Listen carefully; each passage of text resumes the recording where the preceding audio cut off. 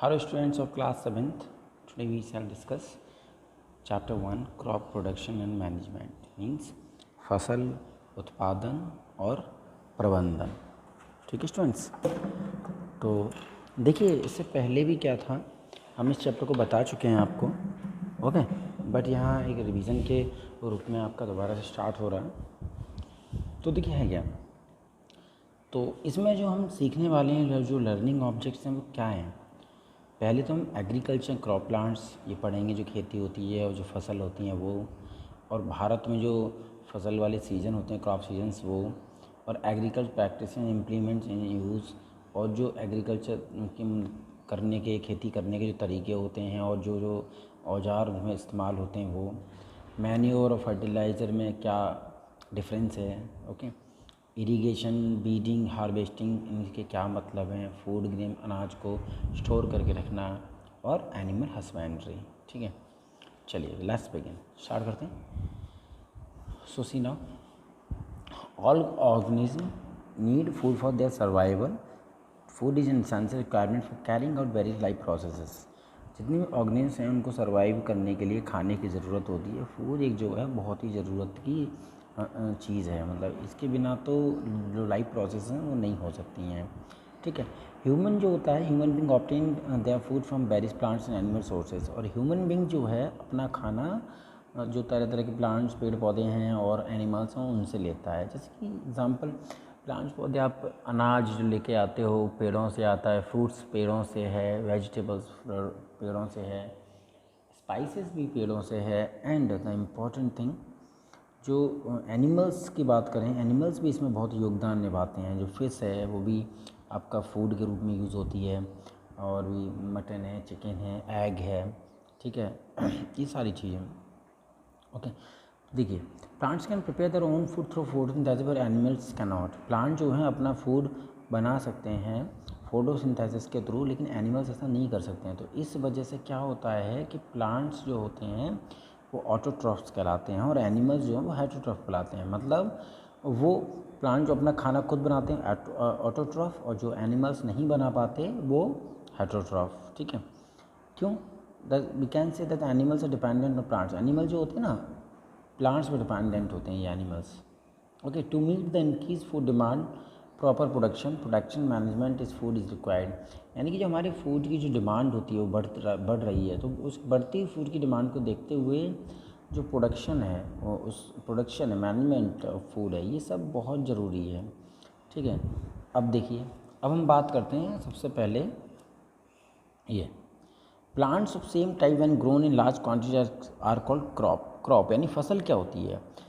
फसल जब बहुत ज़्यादा क्वांटिटी में एक ही प्रकार के पौधे उगाए जाते हैं, उन पौधों को हम फसल कहते हैं। ठीक है, वो जो उगाई जाती हैं खेतों में वो खाने को प्राप्त करने के लिए उगाई जाती हैं। ठीक है, आगे, the science of cultivating land, producing crops and raising animals to satisfy our needs of food and other product is known as agriculture. जो साइंस है कल्टिवेटिंग लैंड, यानी कि लैंड को कल्टीवेट करने की, क्रॉप को प्रोड्यूस करने की, एंड एनिमल्स जो हैं उनको सेटिस्फाई करने के लिए हमारी जो नीड है, ज़रूरत है खाने की, और भी चीज़ें, उन सबको, ये सारी चीज़ें कहाँ से एग्रीकल्चर कहलाती हैं। सारी चीज़ें किस में आती हैं? सॉरी, एग्रीकल्चर में। जो एग्रीकल्चर वह है, दो शब्द है, एगर का मतलब होता है फील्ड, और दूसरा है कल्चरा मीन्स कल्टीवेटर, ओके। चलिए नेक्स्ट हम बात करते हैं एग्रीकल्चर प्रैक्टिसेस की। तो लगभग 10,000 BC man discovered the seed can be sown to grow plants. तो इंसान ने पाया कि सीड्स को ना ग्रो किया जा सकता है प्लांट्स के रूप में, उनको बो सकते हैं, बोएंगे तो वो प्लांट्स यानी पौधों में कन्वर्टेड हो जाते हैं। ये एग्रीकल्चर की शुरुआत थी जिसने इंसान के जीवन को बदल दिया। ठीक है, इससे क्या हुआ कि जो इंसान था एक जगह सेट हो गया। पहले क्या होता था, खाने की आदत में, खाने की सर्च में, ढूंढने में, वो एक जगह से दूसरी जगह तक मैन घूमता रहता था। लेकिन बाद में फिर क्या हुआ कि इंसान नदी के किनारे सेटल होने लगा, और भी जो वाटर बॉडीज़ होती थी, नहर वगैरह, उनके किनारे से। क्यों? वहाँ अगर वो रहेगा तो पानी मिल सकेगा, पानी से वो फसल को उगा सकेगा। तो लगभग आज से 10,000 BC बात करें तो इंसान ने खेती करना शुरू किया था। ओके, नेक्स्ट आगे है क्रॉप जो है, अभी बता चुके थे हम crop. The term crop is use to describe the plants that are grown in larger quantity specially as food as fodder for livestock, for example wheat, maize, cereals, fruits and vegetables. Crop जो होती है ना, वो plants बहुत ज़्यादा larger quantity में जब उगाई जाती है तो उनको क्रॉप कहते हैं, है ना। स्पेशली फूड और फोल्डर, यानी कि हम जो जीने के लिए खाना चाहिए होता है वो, जैसे कि व्हीट, मेज, फ्रूट्स, वेजिटेबल्स, ये सारे एग्जांपल्स हैं। ठीक है, अब हम बात करते हैं क्लासिफिकेशन ऑफ क्रॉप्स की।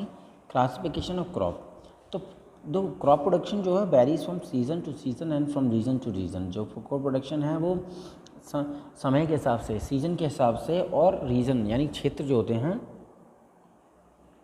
उसके हिसाब से होता है। और क्लाइमेटिक कंडीशन, रेनफॉल जैसे कि टेम्परेचर, ह्यूमिडिटी, ये भी क्रॉप के ग्रोथ के लिए बहुत कई हद तक जिम्मेदार हैं। भारत में क्या होता है कि फसल जो होती है सीज़न के बेस पर उगाई जाती है। क्लासिफिकेशन जो किया गया है यहाँ पे सीज़न के हिसाब से, वो mainly kharif, rabi and Zaid. ठीक है, तो यहाँ तीनों के बारे में एक्सप्लेन किया गया है। तो पहले हम खरीफ की बात करते हैं, जो रेनी सीजन में होता है। जून जुलाई में फसल को बोते हैं और अक्टूबर नवंबर में काटते हैं। जैसे मेज है, मक्का, पैडी है, कॉटन है, पल्सेस है, ग्राउंड नट्स है, ये एक्स्ट्रा एग्जाम्पल्स हैं।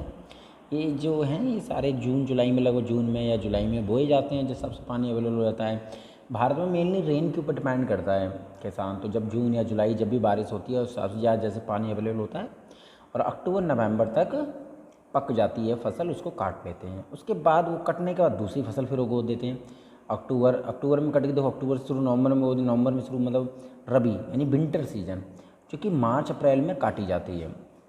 जैसे कि गेहूँ है, चने हैं, मस्टर्ड है, लिंसीड, ये सारे एग्जांपल्स हैं रबी सीजन में बोई जाने वाली फसल के। जैद समर में, यानी मार्च टू अप्रैल, मार्च अप्रैल में ये बोई जाती है और जुलाई अगस्त में काटी जाती है। सनफ्लावर है, वाटरमेलन है, मस्क मेलन है, कोको में, खीरा, तरबूज तुम खाते रहते हो ना, जैद में ये समर होता है। तो इस तरीके से बरसात यानी खरीफ, पहले तो रबी है विंटर सीजन, ये तुम्हारा जैद है समर सीजन, और ये खरीफ जो है आपका रेनी सीजन, तो यहाँ दिया गया है। ठीक है, नेक्स्ट है आपका ये basic properties of crop production, ये हम कल पढ़ेंगे।